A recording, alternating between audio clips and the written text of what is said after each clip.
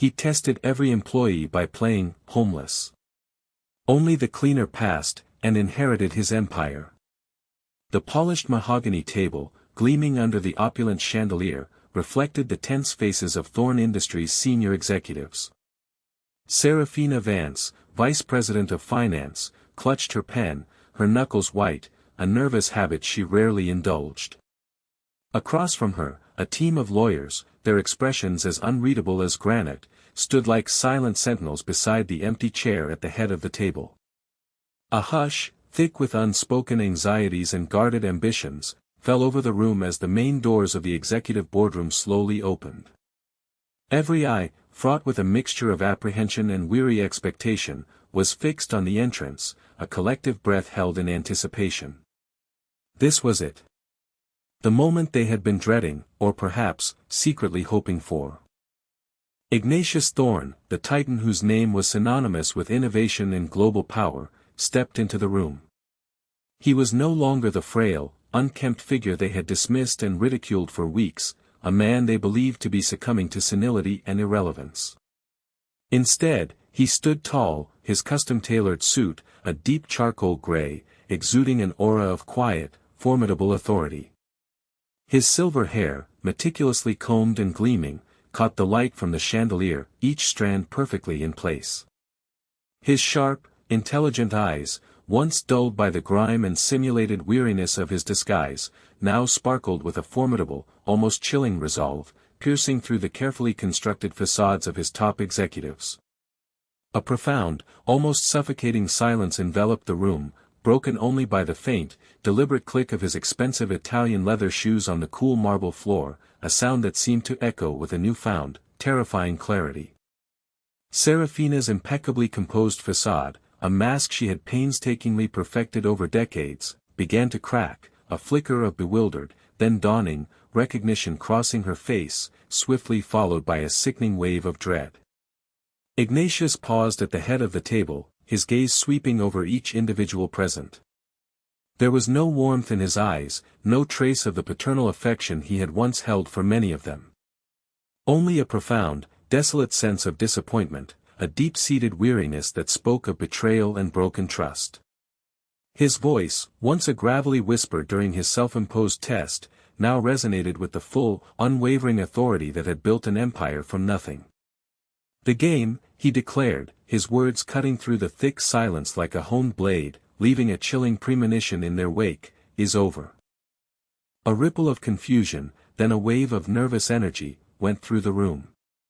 The executives shifted uncomfortably in their expensive chairs, exchanging quick, furtive glances, trying to decipher the true meaning behind his cryptic declaration. Serafina, regaining some of her composure, a desperate attempt to reassert her perceived dominance, attempted a condescending smile, a practiced gesture of dismissal. "Mr. Thorne," she began, her tone carefully modulated to convey a mixture of false concern and thinly veiled condescension, "we were just discussing the quarterly projections. Perhaps you're feeling a bit unwell, sir. We can reschedule this meeting at your convenience." Her implied dismissal, a subtle yet unmistakable insult veiled in feigned solicitousness, hung heavy in the air, a familiar tactic she had employed against him countless times in recent months. She, like the others, still saw him as a mere figurehead, an old man whose time was irrevocably past, whose grip on the company was slipping. A faint, almost imperceptible smirk touched her lips, a silent testament to her unwavering belief that she, and she alone, held the true power now. Ignatius's gaze, however, did not waver from her, a steady, unwavering beam that seemed to strip away her carefully constructed pretense. "Unwell, Serafina?" he mused, a dangerous, low edge to his voice that sent an involuntary shiver down her spine. On the contrary, he felt remarkably clear-headed. Clear enough to see that the empire he had built, brick by painstakingly laid brick, forged through decades of relentless effort and unwavering vision, had become infested with a particular, insidious kind of rot. A rot of avarice, indifference, and a shocking, utterly dehumanizing lack of humanity. His words hung in the air, a chilling premonition of the storm to come. The executives shifted even more uncomfortably in their seats, their faces now etched with growing apprehension, exchanging nervous glances that spoke volumes. They tried desperately to interpret his unusual demeanor, searching for any sign of weakness, a moment of senility they could exploit, a crack in his composure they could widen. But there was none. Only a steel-like determination, a chilling resolve that had been conspicuously absent for weeks, now blazing in his eyes. Ignatius allowed the silence to stretch, letting the full weight of his devastating words settle upon them, each syllable a heavy stone dropped into the stagnant pond of their complacency. The game, indeed, was truly over. And they, in their blinding arrogance, their insatiable greed, had not even known it had begun. Ignatius Thorne had not always been this disillusioned, this deeply weary of the world he had created. For decades, he had poured his very soul, his boundless energy, and his unparalleled vision into Thorne Industries, transforming a small, innovative startup, born in a cramped garage with a handful of dedicated dreamers, into a sprawling global conglomerate, a beacon of progress and prosperity. His vision had been grand, far-reaching, and profoundly human, to create not just immense wealth, but boundless opportunity for those who sought it, not just groundbreaking products, but tangible progress for society. He had believed, with an almost evangelical fervor, in the inherent power of people, the collective spirit that, when nurtured and respected, could achieve the impossible. His company, he had always maintained, was more than a mere corporation, it was a family, and its phenomenal success was a direct testament to the unwavering dedication, the quiet sacrifices, and the tireless efforts of every single individual within it, from the top executives to the janitorial staff. Yet, in recent years, a creeping malaise, a corrosive cynicism, had begun to erode his once unshakable faith. He had watched, with a growing sense of despair and profound sadness, as the core values upon which Thorne Industries was meticulously founded, integrity, empathy, and a genuine, profound respect for humanity, were slowly, insidiously replaced by a ruthless, single-minded pursuit of exorbitant profit and a callous, utterly chilling disregard for anything that didn't contribute directly to the unforgiving bottom line. His own family, once a source of comfort, pride, and unwavering support, had become a collection of entitled, grasping heirs, more interested in their colossal inheritances and the trappings of wealth than in the enduring legacy he had painstakingly built. His children squabbled incessantly over trivialities, their lives consumed by superficial concerns, while his grandchildren saw him as little more than a walking ATM, a limitless source of funds for their extravagant whims. And his top executives, brilliant in their chosen fields yet utterly bereft of compassion, like Serafina Vance, mirrored their greed with a chilling, almost mechanical efficiency. Serafina Vance, in particular, had become a stark, undeniable symbol of everything Ignatius now despised, everything that had gone wrong with his beloved company. She was, undeniably, a financial prodigy, a virtuoso with numbers, capable of orchestrating deals that brought in billions. But she was utterly devoid of human warmth, a stark, emotional void at the heart of her brilliance. To her, employees were nothing more than quantifiable data points on a spreadsheet, departments were mere cost centers to be optimized or ruthlessly cut, and the suffering of the less fortunate was simply an externalized cost, an inconvenient distraction from the pursuit of maximum shareholder value.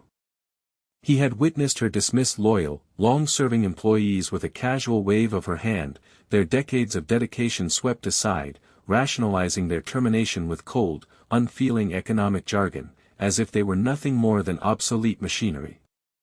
He had seen her push relentlessly for policies that maximized shareholder value at the direct expense of employee welfare, all while maintaining a veneer of corporate professionalism so polished it seemed impenetrable. Her ambition was a ravenous, insatiable beast, devouring any vestige of compassion, any glimmer of human decency that dared to surface within the company's corridors. She had championed cost-cutting measures that outsourced jobs to countries with abysmal labor practices, argued against environmental regulations that would impact profit, and relentlessly cut benefits for entry-level workers, all while her own bonuses soared to astronomical heights. The final straw had come during a heated board meeting, just weeks prior, a moment etched permanently into Ignatius's memory. He had proposed a substantial, much-needed investment in employee wellness programs, passionately arguing that a healthier, happier, more supported workforce was, inherently, a more productive and loyal one. Serafina had scoffed openly, her disdain barely concealed, a look of utter contempt flashing across her face. "Mr. Thorne," she had purred, her voice dripping with mock respect, "with all due respect, our current metrics show a negligible ROI on employee happiness. Perhaps we should focus on more tangible assets. Like, for instance, divesting from our less profitable, shall we say, humanitarian ventures." The thinly veiled insult, the blatant dismissal of his life's philosophy, of the very soul of his company, had stung him more deeply than any financial loss ever could. He had built an empire for future generations, a legacy of innovation and human dignity, not a mere playground for heartless profiteers. It was then, in that moment of profound, soul-crushing disillusionment, that a radical, almost desperate idea began to take root in Ignatius's mind, slowly blossoming into a fierce determination. He realized that words, no matter how powerful or how passionately spoken, were no longer enough. To truly understand the full extent of the rot, to fully grasp its depth and insidious nature, he needed to experience it firsthand, from the very bottom. He needed to strip away his power, his immense wealth, his very identity, and see how the very people he trusted, the people who claimed to represent his company, would react to someone truly vulnerable, truly destitute. He wanted to see who, if anyone, still possessed a glimmer of the human spirit, the fundamental empathy he had once tirelessly instilled in Thorne Industries. The idea of Silas was born from a forgotten, yet cherished, corner of his memory, a kindly, elderly janitor who had worked for him in the very early days, when Thorne Industries was just a fledgling startup struggling to find its footing. This man, a quiet giant of integrity, had always greeted him with a warm smile, a genuine inquiry about his day, and a shared cup of lukewarm coffee, even when Ignatius himself was just a struggling entrepreneur, working 17-hour days and barely making ends meet. He would become Silas. An old, unkempt, seemingly destitute former employee, returning to the place where he once belonged, seeking a small act of kindness, a moment of recognition, a simple acknowledgement of his humanity. The preparations were meticulous, bordering on obsessive. Ignatius had always been a master strategist, a meticulous planner, and this was perhaps his most intricate, most personally daring plan yet. He discreetly contacted a trusted, long-retired makeup artist from his theatrical past, a woman named Beatrice Dubois, whose discretion was legendary, a true artist who understood the power of transformation. For weeks, they worked in secret, hidden away in a remote, secure studio, transforming the impeccably groomed CEO into a man barely recognizable even to himself. Graying, thinning hair was made even more sparse and unkempt, matted with artificial grime and a convincing dullness. His healthy, radiant skin was given a sallow, weathered appearance, complete with artificial wrinkles, liver spots, and subtle blemishes that spoke of a hard, unforgiving life. His naturally confident, upright posture was painstakingly trained to slump, his once powerful, confident gait replaced by a shuffling, hesitant walk that conveyed fragility and defeat. He practiced speaking in a softer, more gravelly voice, deliberately feigning a slight tremor in his hands, a subtle but effective touch to heighten the illusion of age and infirmity. His wardrobe was equally crucial, chosen with painstaking attention to detail. He sourced threadbare, ill-fitting clothes from obscure charity shops in neglected parts of the city, a worn-out tweed jacket with frayed cuffs, stained trousers that hung loosely on his frame, scuffed, dilapidated shoes that offered little protection from the biting cold and the unforgiving pavement. He even acquired a tattered, old duffel bag, which would contain his few possessions, a spare set of equally worn clothes, a crumpled newspaper, and a single, faded photograph of a bygone era. Every single detail, from the dirt under his fingernails to the subtle aroma of stale cigarette smoke clinging to his clothes, was meticulously designed to project an utterly convincing image of destitution, a man fallen irrevocably on hard times, barely clinging to the fringes of society, forgotten and invisible. He briefed only his most trusted personal lawyer, a man named Arthur Sterling, whose loyalty was beyond reproach, a rock-solid foundation in Ignatius's life. Arthur, initially shocked by the audacious, almost reckless plan, his face pale with disbelief, eventually understood the profound motivations behind it, the deep-seated despair that drove his client.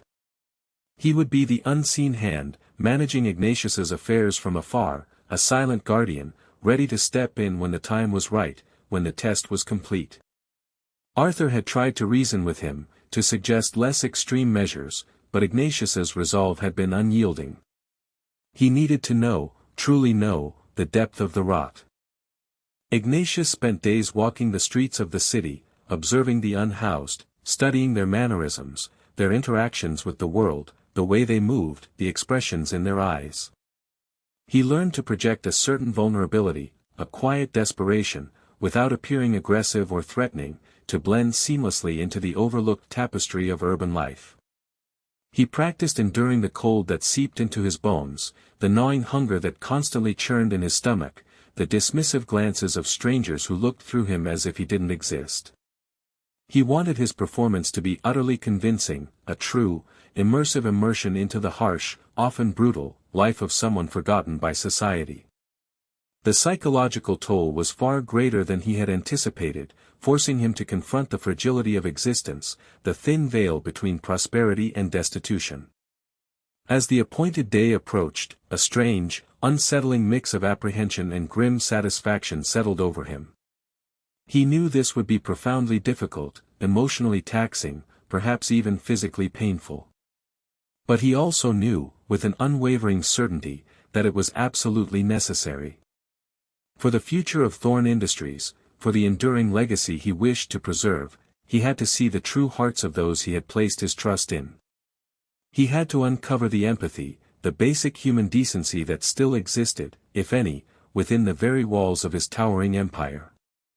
He needed to find the one individual who saw beyond the veneer of success, beyond the superficial judgments, and into the soul of another human being. He needed to find Alara Finch.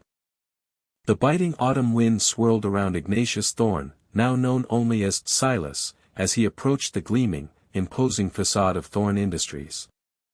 The towering glass and steel monument, once the proud, tangible symbol of his life's work, now seemed to mock him with its impenetrable grandeur, its cold indifference. He shivered, pulling the threadbare, scratchy collar of his worn-out jacket tighter around his neck, more from the immense weight of his elaborate charade and the gnawing anxiety in his stomach than from the external cold. He had arrived early, deliberately, before the rush of the morning commute, wanting to observe, to truly feel the stark, almost unbearable contrast between his previous life as a titan of industry and his assumed one as a forgotten man. He found a secluded bench in a small, manicured park across the street, its polished surface unwelcoming, too clean, too perfect. From there, he watched, a silent, invisible observer. He saw the sleek, expensive luxury cars pulling up to the curb, disgorging impeccably dressed executives, their faces alight with confidence and self-importance. He noted the security guards, burly men named Harris and his colleagues, stern and watchful, their eyes constantly scanning the perimeter for any perceived threat, any unwelcome intrusion into their pristine corporate bubble. He saw the subtle, knowing nods of recognition exchanged between the privileged few, the hurried yet confident steps of those who clearly belonged, who were part of the inner circle. And he, Silas, did not belong. He was an anomaly, an eyesore on the pristine landscape of corporate success, a forgotten shadow in a world of blinding light. As the morning progressed, the building's main entrance became a bustling thoroughfare, a constant stream of humanity flowing in and out. This was his cue. With a practiced slump to his shoulders, a deliberate shuffling of his feet, he rose slowly from the bench and began to cross the busy street, his gaze fixed on the revolving doors, the portal to his former life. He looked, to any casual observer, like any other person who had lost their way, a solitary, aimless shadow drifting silently through the urban landscape. The moment he stepped onto the polished granite steps leading to the main entrance, a security guard, the burly man named Harris, immediately noticed him. Harris, a man whose sole job was to ensure order, maintain the company's prestigious image, and keep out the unwanted, instinctively straightened his posture, his expression hardening. He had been specifically instructed by Serafina Vance, through a memo circulated just weeks prior, to discourage loitering and maintain a pristine exterior, ensuring the company's image is never compromised by unsightly elements. "Excuse me, sir," Harris boomed, his voice devoid of warmth, echoing slightly in the vast space, "can I help you?" His tone was not an offer of genuine assistance, but a challenge, a subtle yet unmistakable warning, a clear demarcation of boundaries. Silas stopped, feigning confusion, his gaze darting around as if overwhelmed by the grandeur of the lobby. I used to work here," he mumbled, his voice gravelly and hesitant, deliberately projecting vulnerability. "Thorn Industries. Many years ago. Just wanted to see it again. For old time's sake." Harris's eyes narrowed, a flicker of irritation crossing his face. He'd heard every variation of this story, every excuse from vagrants and panhandlers. "We appreciate your nostalgia, sir," he stated flatly, his patience clearly wearing thin, "but this is private property. And you're causing a disruption. You need to move along." He took a decisive step forward, his hand hovering near his radio, a clear signal of his intent. Just then, Serafina Vance's sleek black limousine, custom-tinted and gleaming, pulled up to the curb, her personal driver, a stoic man named Thomas, holding the door open. She emerged, a vision of corporate power in a meticulously tailored emerald green suit, her expression one of utter disdain for anything that wasn't perfectly aligned with her vision of efficiency and corporate prestige. Her gaze swept over Silas, dismissing him instantly, as if he were a piece of discarded litter. She frowned, a delicate, almost imperceptible line forming between her perfectly sculpted brows. "Harris," she called out, her voice sharp, authoritative, and laced with palpable annoyance, "what is this unsightly individual doing loitering at our entrance? This is an image problem. Get rid of him immediately." She didn't even wait for a reply, sweeping past them into the building, her designer heels clicking disdainfully on the polished marble floor, her expensive perfume leaving a faint, mocking scent in her wake. She spoke as if he were an inanimate object, a nuisance to be swept away, not a human being. Silas watched her go, a grim, almost painful satisfaction settling over him. It was precisely the reaction he had anticipated, yet it still pricked at a long-dormant wound, a fresh confirmation of his deepest fears. The very person he had once considered for a leadership role, the person he had painstakingly groomed for success, viewed human beings as mere obstacles to be removed, inconvenient blemishes on her perfect corporate canvas. Harris, emboldened by Serafina's direct, unambiguous directive, became more assertive, his voice hardening further. "You heard the VP, old man. Move it. Now." He gestured impatiently towards the street, his hand now firmly on his radio, ready to call for backup. Silas sighed, feigning defeat, his shoulders slumping even further. All right. Just trying to find a warm place. It's cold out here." The words felt genuine, the cold truly biting. "Not here," Harris stated flatly, his eyes unwavering. "This isn't a shelter. And we have policies against loitering." He watched Silas shuffle away, not moving, his gaze fixed on him until he was well clear of the entrance, a silent, unyielding sentinel. Silas spent the next few hours wandering the surrounding blocks, occasionally circling back to observe the building's various entrances, its hidden corners, its security blind spots. He knew the shifts, the routines, the unspoken rules of the corporate labyrinth. He was looking for his next opportunity, his next interaction, his next chance to test the limits of human decency within the company he owned. He felt the cold seep deeper into his bones, a pervasive chill that settled in his very marrow. The hunger pangs, once a dull ache, were growing sharper, more insistent, a constant, gnawing reminder of his assumed reality. This wasn't merely an act, it was quickly becoming a genuine, visceral experience of vulnerability, of being truly forgotten. Around midday, as the city's lunch rush began, he decided to try the employee entrance, a less conspicuous side door located around the back of the building, primarily used by staff who preferred to avoid the main lobby. He hoped to blend in, to perhaps slip into the lobby and observe more directly, perhaps even find a warm corner.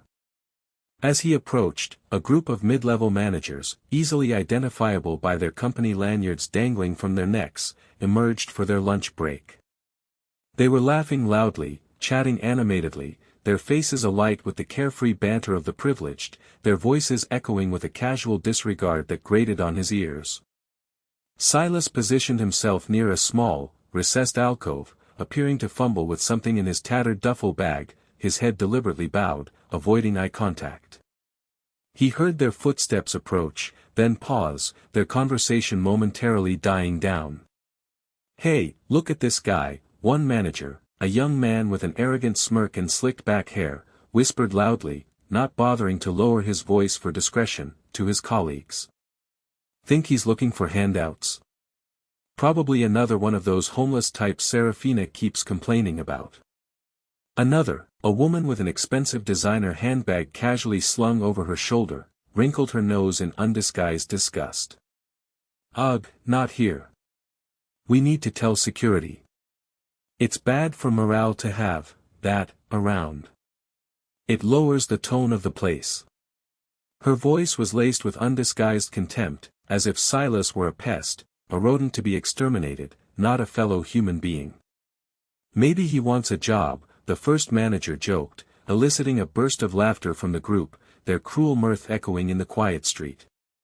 "Yeah, like Thorn Industries would hire him."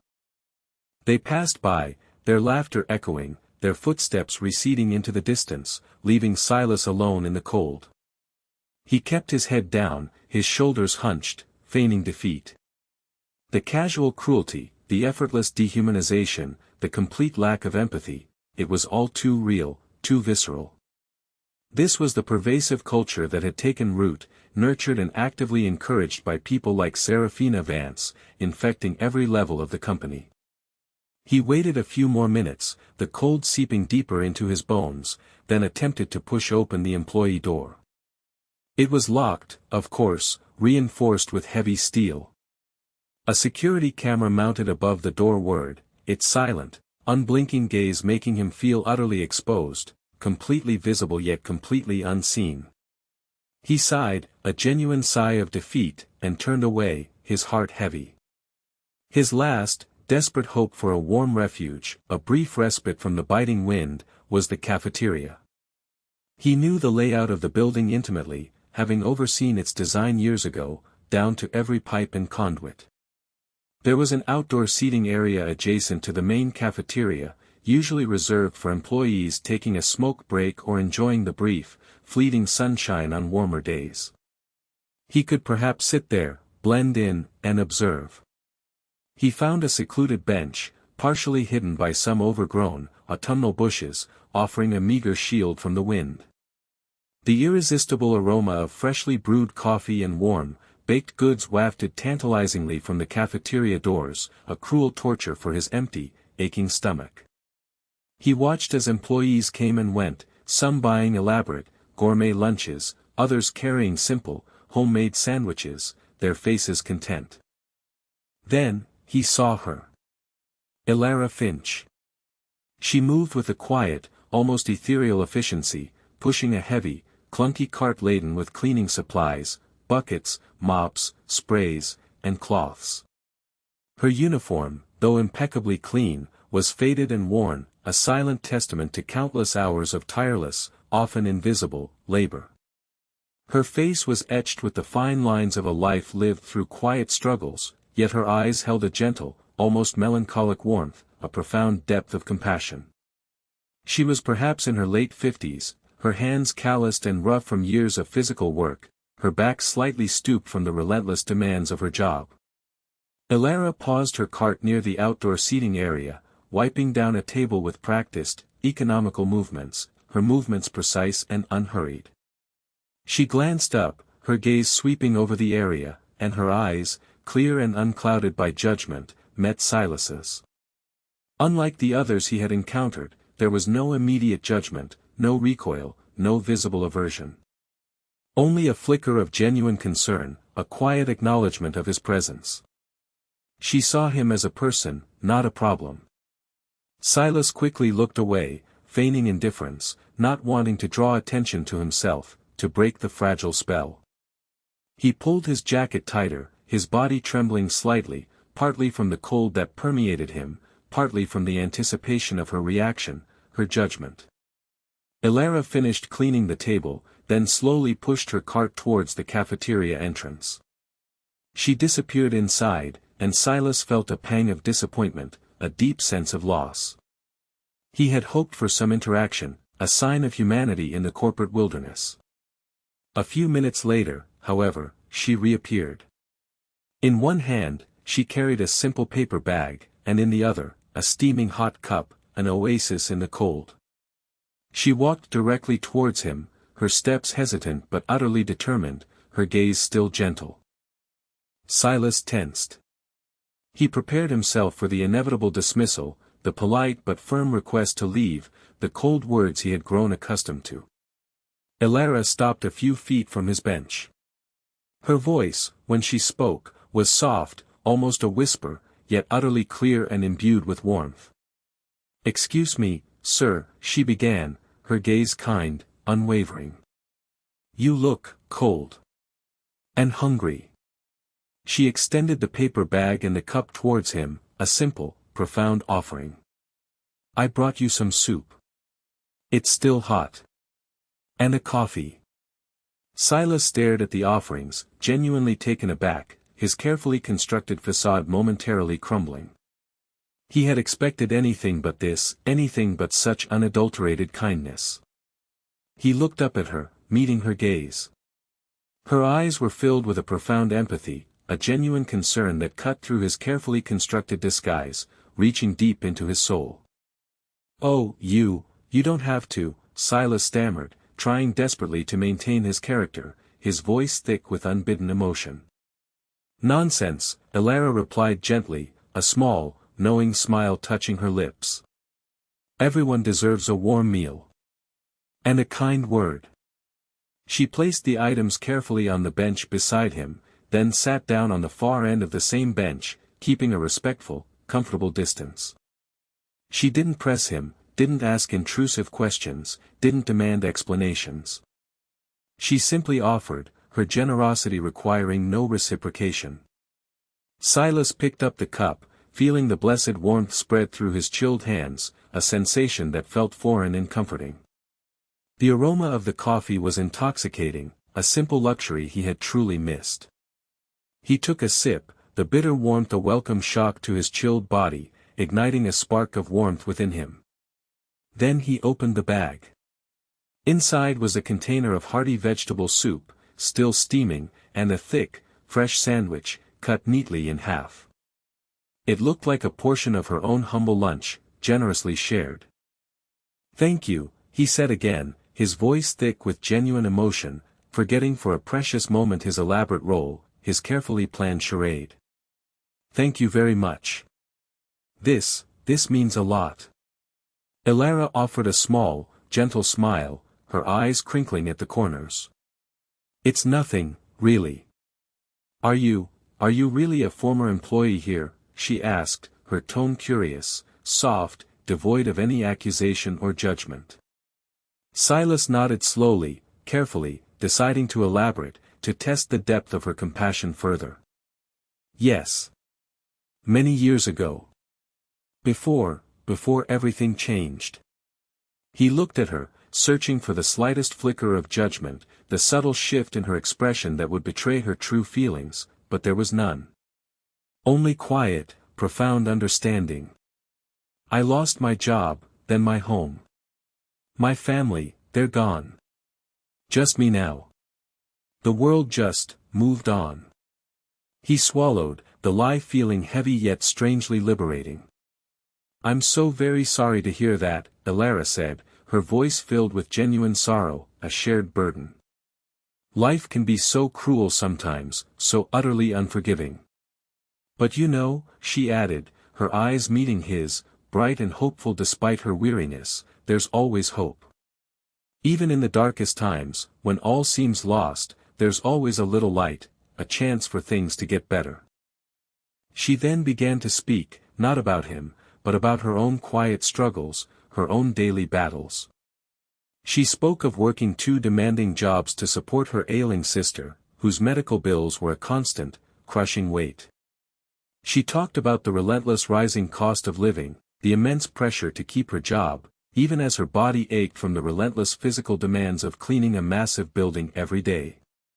She didn't complain, she simply stated facts, her voice laced with a quiet dignity, a profound resilience. She talked about the simple joys she found in her arduous life, a good cup of tea at the end of a long shift, the brief, genuine smile of a coworker, the precious moments of peace she found in the quiet corridors of the building after everyone else had left, the silent, empty halls echoing with her footsteps. She spoke of her unwavering love for her sister, her unwavering commitment to her family, and her profound belief that even a small act of kindness, a simple gesture, could make a profound difference in someone's life. She was a woman who knew hardship intimately, who had suffered greatly, yet she chose compassion, chose to give when she had so little.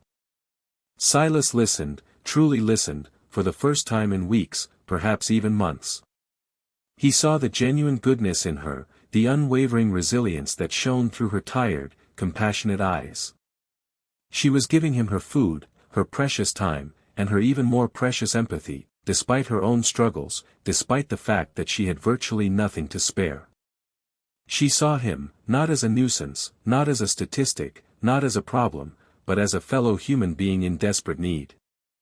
This, he realized with a profound clarity, was the true heart of Thorne Industries, hidden away in the quiet corners, in the hands of its most humble, most overlooked employee. Their conversation lasted for perhaps 20 minutes, a brief but profound connection. Elara, despite her own demanding schedule, never once rushed him. She simply listened, offered gentle words of encouragement, and shared a piece of her own quiet, dignified life.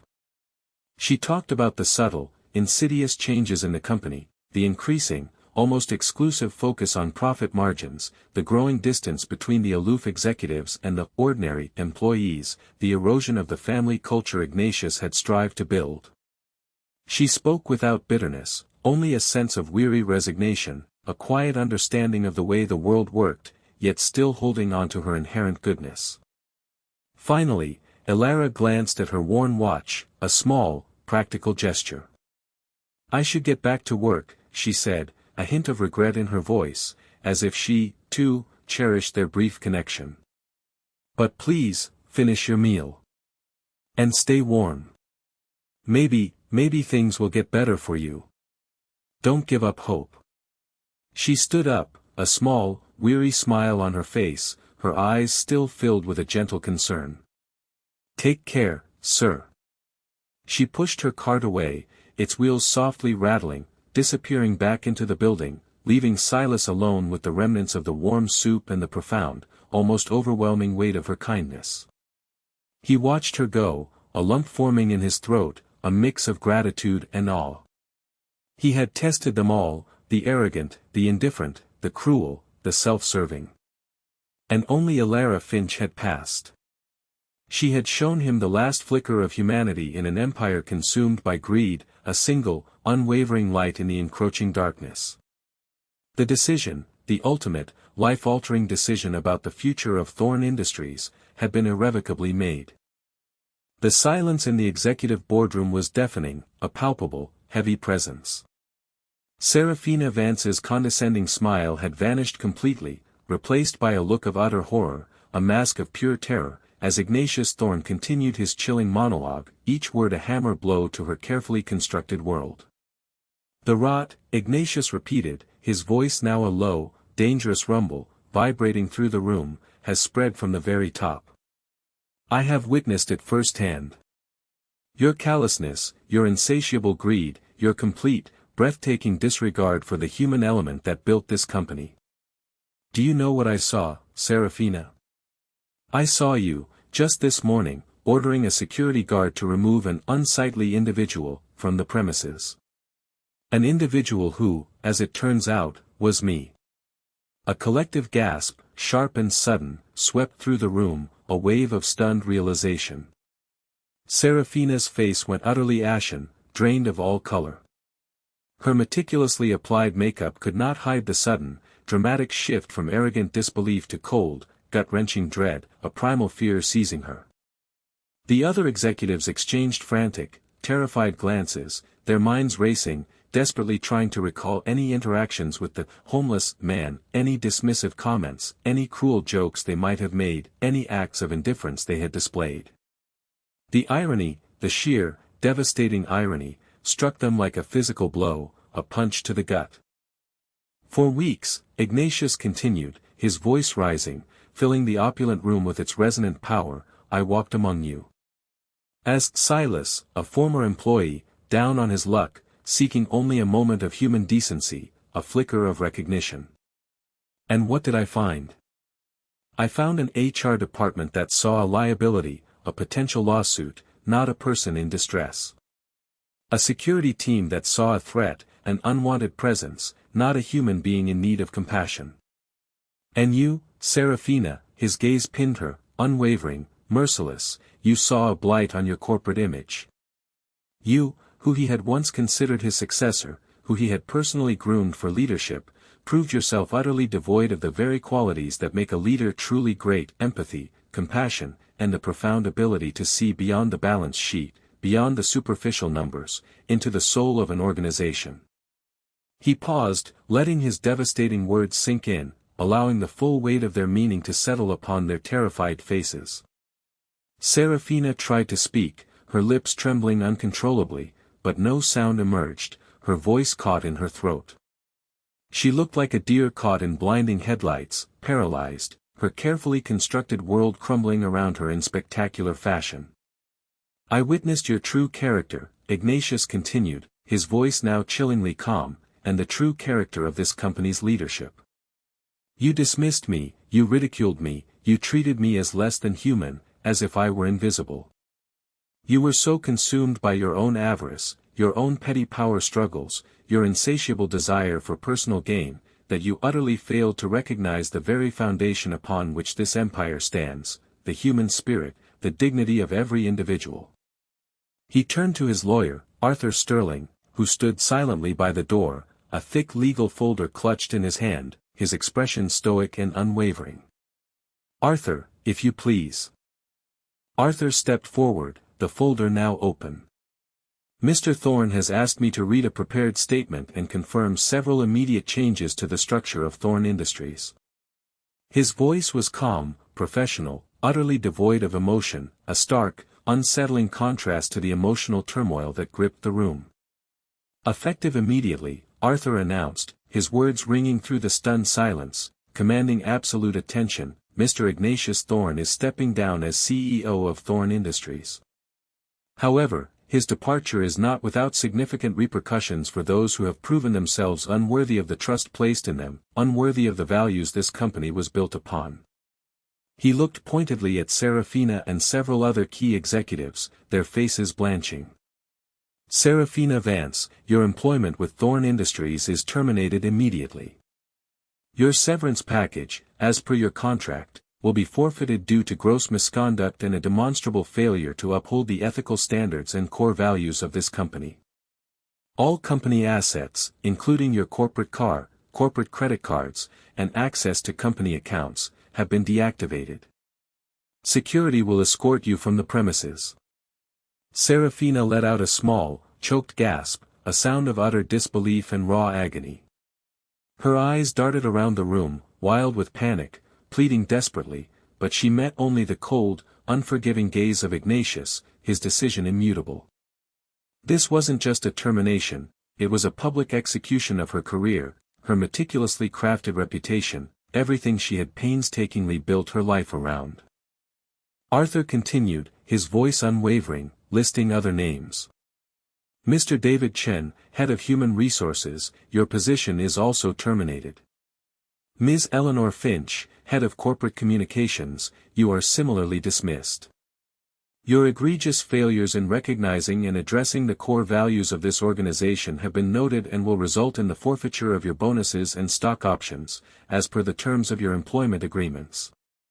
The room erupted in a furious murmur, a cacophony of accusations, desperate denials, and frantic pleas. But Ignatius remained impassive, his decision final, unyielding. The game was truly over, and the consequences were brutally, undeniably real. However, Arthur's voice cut through the chaos, commanding attention once more. There is one individual who demonstrated the true spirit of Thorn Industries. One person who, despite their own struggles, offered genuine kindness and profound compassion to someone in need, embodying the very values Mr. Thorn sought to test. This individual is Elara Finch, a dedicated cleaner within this very building. All eyes turned to Ignatius, then to Arthur, then back to Ignatius, confusion warring with disbelief. A cleaner? What did a cleaner, an invisible presence, have to do with this seismic upheaval? Elara Finch, Arthur continued, his voice gaining a quiet resonance, has been named by Mr. Thorn as the interim CEO of Thorn Industries, effective immediately. Furthermore, Mr. Thorn has established a new trust, the Thorn Foundation for Human Dignity, with an initial endowment of $5 billion, to be overseen by Ms. Finch. This foundation will focus on employee welfare, community outreach, and philanthropic endeavors that align with the original, human-centric values of Thorn Industries. Ms. Finch will also receive a significant personal endowment to ensure her financial security and allow her to focus entirely on her new, profound responsibilities. A stunned, absolute silence descended upon the room, thicker than any before. $5 billion. Interim CEO. A cleaner. It was unthinkable, preposterous, beyond the realm of comprehension, yet the words had been spoken, and the power of Ignatius Thorn was absolute, unquestionable. Serafina, who had been on the verge of collapsing, now stared blankly, a single, solitary tear tracing a path through her pristine makeup, a grotesque smear. The empire, the vast, powerful Thorn Industries, was being handed over to a cleaning lady. The irony was a bitter, suffocating laugh in the face of her ambition, her ruthless climb to the top. Ignatius, his voice now softened, yet still firm and resolute, spoke directly to the stunned, horrified faces of the remaining executives. The path forward for Thorn Industries will be one built on compassion, on unwavering integrity, and on the fundamental recognition that every individual, regardless of their station, their title, or their perceived value, possesses inherent worth and dignity. Those of you who wish to remain with this company will adapt to these new, foundational values. Those who cannot, will find themselves following Serafina out the door. He looked at Serafina one last time, a flicker of something unreadable in his eyes, pity, perhaps, for what she had irrevocably lost, or simply the cold satisfaction of justice impeccably served. Your numbers, Serafina, he said, his voice quiet, almost a whisper, yet resonating with devastating finality, failed to account for the most crucial variable of all, the human heart. The executives, still reeling from the shock, could only watch, paralyzed, as security guards, now moving with grim, efficient purpose, approached Serafina Vance and the other dismissed executives, their faces etched with disbelief, utter ruin, and the dawning realization of their catastrophic fall. The doors of the boardroom, once a symbol of their immense power and unassailable position, now seemed to seal their fate, slamming shut on their past lives. The aftermath was a seismic shock that reverberated through the entire corporate world, sending ripples far beyond the confines of Thorn Industries. News of Ignatius Thorn's audacious, homeless test, and the subsequent, dramatic changing of the guard at Thorn Industries spread like wildfire across global news channels, business publications, and social media platforms. Headlines screamed, social media buzzed with unprecedented fervor, and business analysts scrambled to make sense of the unprecedented, almost fantastical, move, dissecting every angle. Serafina Vance, once a shining, indomitable star in the finance world, her name synonymous with ruthless efficiency, found her reputation irrevocably tarnished, her name becoming a cautionary tale whispered in boardrooms and etched into business school case studies. Her name became synonymous with corporate callousness, a stark example of ambition untempered by humanity. Her vast assets, once seemingly limitless, were significantly diminished by legal fees and forfeiture, her glittering career utterly, irrevocably destroyed. The doors of opportunity, once wide open and inviting, slammed shut in her face with a resounding thud. She faced numerous lawsuits from former employees who, emboldened by Ignatius's actions, came forward with their own harrowing stories of her ruthless disregard and abusive policies. Her opulent lifestyle crumbled into dust, replaced by a bitter, isolated existence marked by public scorn, constant legal battles, and profound financial struggle. She had chased numbers, obsessively, relentlessly, and in the end, numbers were all that remained of her life, a stark, unforgiving zero. David Chen, the former head of HR, and Eleanor Finch, the former head of corporate communications, faced similar, equally devastating fates. Their dismissals, widely publicized and scrutinized, left them professionally ostracized, their names forever linked to the scandal. The carefully constructed facades of their careers, built entirely on ambition and self-interest, collapsed under the crushing weight of their own indifference and the public's judgment. They lost not only their lucrative positions but also their credibility, their extensive networks, and ultimately, their standing in a world that once celebrated their perceived success. Their lives, once comfortable and secure, descended into a quagmire of professional ostracization and personal regret. Meanwhile, Elara Finch's life was irrevocably transformed, a complete, unimaginable metamorphosis. The news, almost too surreal to comprehend, reached her while she was on her lunch break, quietly eating her sandwich in the staff room, a small oasis of peace. At first, she thought it was a cruel, elaborate prank played by some of the younger, mischievous employees. When Arthur Sterling, Ignatius's loyal lawyer, personally arrived at the company and sought her out, gently explaining the extraordinary situation, Elara was convinced she was dreaming, that she had somehow slipped into an alternate reality. The quiet, unassuming cleaner, who had spent her entire life invisible in the background, toiling tirelessly, was suddenly thrust into the blinding spotlight of global attention, a reluctant but profoundly worthy leader. Her initial reaction was one of overwhelming shock and profound disbelief, swiftly followed by a sense of immense trepidation. She, the cleaner, the one who barely made ends meet, who had spent her days scrubbing floors, was now somehow responsible for billions of dollars and the future of a multinational corporation. It was a burden she initially felt completely unequipped to carry, an impossible task. But Ignatius Thorne, in his profound wisdom, had anticipated this very reaction. He had not merely given her money, he had given her a profound purpose, a powerful platform to enact the very compassion and human dignity she embodied so effortlessly. Arthur Sterling, along with a carefully selected team of seasoned consultants hand-picked by Ignatius himself, immediately provided Elara with intense, comprehensive training.